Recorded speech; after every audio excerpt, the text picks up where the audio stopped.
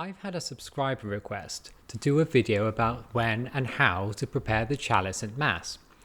I appreciate this is something of a complex and technical subject, but it's also a good illustration of the way that the Sarum use expresses the whole economy of salvation and the incarnation of Christ in the liturgy.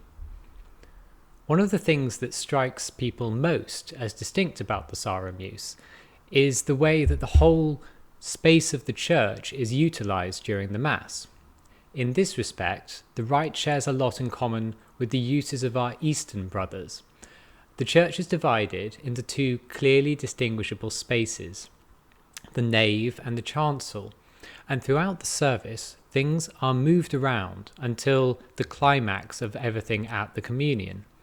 There are many times in the service when those who are assisting the priest, be it a single altar server or a deacon and subdeacon and even more, are much more busy than the priest himself. The nave and chancel are divided from one another by the rood screen, which, being surmounted by the image of the crucifixion and the Last Judgment, is simultaneously the gate of paradise and an expression of how we enter through this as a result of Christ's sacrifice and Last Judgment. There are many altars in the church, but we're focusing for the purposes of this video on the high altar and the rood altar, which we call the place of preparation for reasons which will become obvious. I should say here that there are no hard and fast rules regarding this, and in the cathedral at Salisbury, for example, because the rite was taking place in the enclosed context of the cathedral choir, the function fulfilled here by the rood altars was fulfilled by another small chapel off to the side of the altar, and this was also a practice which was continued in larger city churches where you had chantry chapels on either side of the altar. But we're focusing on here about what we do today as a standard practice and in the general context of smaller churches without those chapels coming off the chancel. All of what I'm about to show you is done by the deacon or the altar server, who, like in the Eastern rites, signifies an angel flitting constantly between heaven and earth. And I should also say here that when we talk about these things in orthodoxy, we aren't really talking about them in ways that most modern people totally find easy to understand. We live in a completely materialist society, and it makes it really difficult for people to properly appreciate what the Orthodox Church teaches is what's really going on here. When we say that the server signifies an angel, for example, we don't just mean that he's doing some sort of LARPing. We mean that in the ritual and within the sacred space, and because of that ritual and because of that sacred space, he manifestly fulfills a function, that particular function, in a way that goes beyond the simply material. And this is true of all of the aspects of this rite, and in particularly of this rite, and as we will see. So we begin with everything in its starting positions, as it is when the Mass has begun. The cruets of wine and water are on the rood altar, and the chalice is in the sacristy. And the Mass has begun and goes on until we get to the Kyrie. And the rubric says that during the Kyrie, the clerk goes to the place of preparation and brings the ewer and basin for the lavabo, and the cruet of water to the credence table. This might seem like a lot to do during this time, because in modern Western liturgies, the Kyrie itself is something of a liminal space. It's lost a lot of its ritual action. But in practice, this actually affords him ample time to go and do these things, as well as to deal with the censing and all those other things that have to happen during the Kyrie, especially if the Kyrie is troped. So this ritual action happens within its own bracketed context within the Kyrie. And it's at this point in the service where everything that contains water is brought out of the earthly realm into the heavenly. And this water is representative of the old covenant between Israel and God. And it's juxtaposed within the ritual and within the service with the wine of the new covenant. And this is reinforced by the fact that the lavabo is an act of ritual purity. So it's linked to this concept of ritual purity, and because these items are used to ritually purify the priest's hands at the offertory. The Gloria is then sung, and during the Gloria, the chalice is brought from the sacristy, note, not from the chancel, into the nave, and it's placed upon the rood altar, and this represents the incarnation.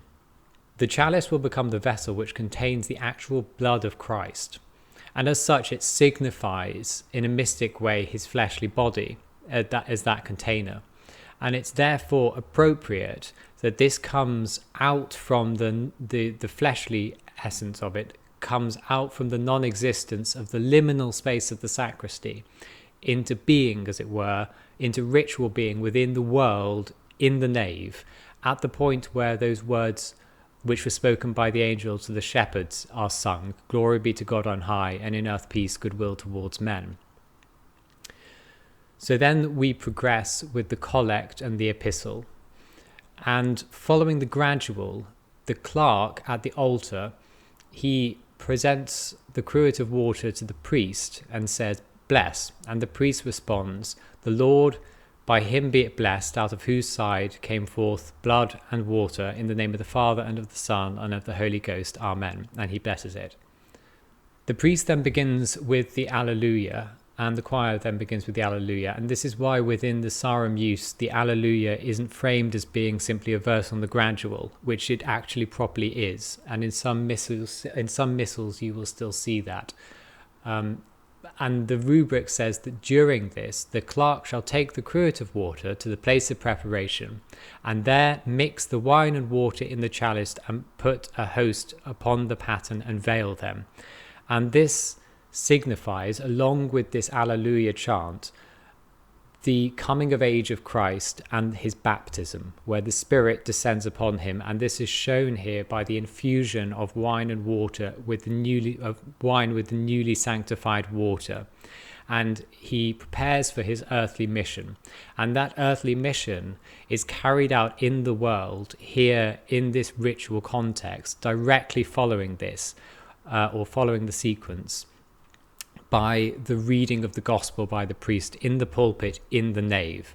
So here we see the full pattern emerging of the life of Christ being played out in this ritual way over the course of the whole Mass, not just at the offertory or at the canon. The sermon in the Sarum use comes after the creed, not before. So the next thing that's said is the creed, and the rubric states that the clerk waits at the rood altar, and at the words, "He suffered and was buried," he picks up the chalice and paten together, and he goes through the rood screen and places them upon the altar. And this is the final part of these preparation rituals which lead up to the offertory and to the canon. Christ has died now, and he's been buried, and consequently he's now come out of that earthly space into the heavenly realm. And the next time that the people see the chalice, it will be literally coming again in glory at the communion, and it's thus signifying at once the resurrection and the last judgment.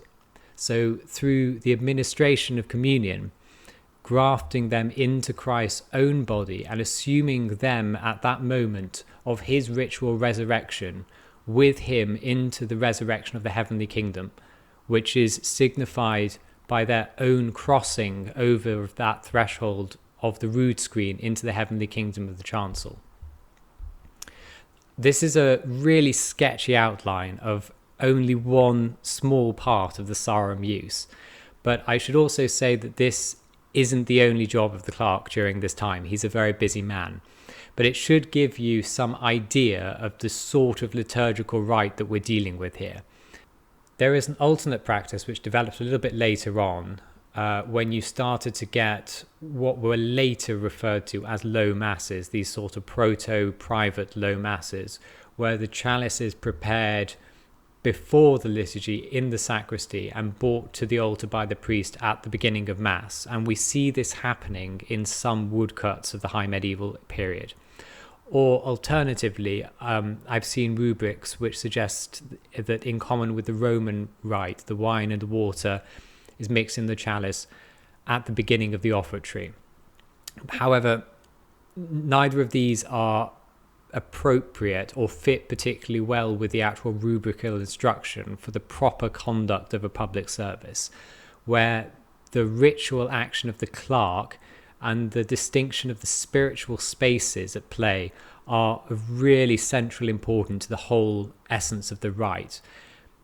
Many people, I think, in the Western Church today are too used to thinking of the offertory as the part of the Mass where the chalice and the host are brought in basically out of nowhere and plonked down on the altar so that the priest can get on with what really everyone's there for, which is the canon.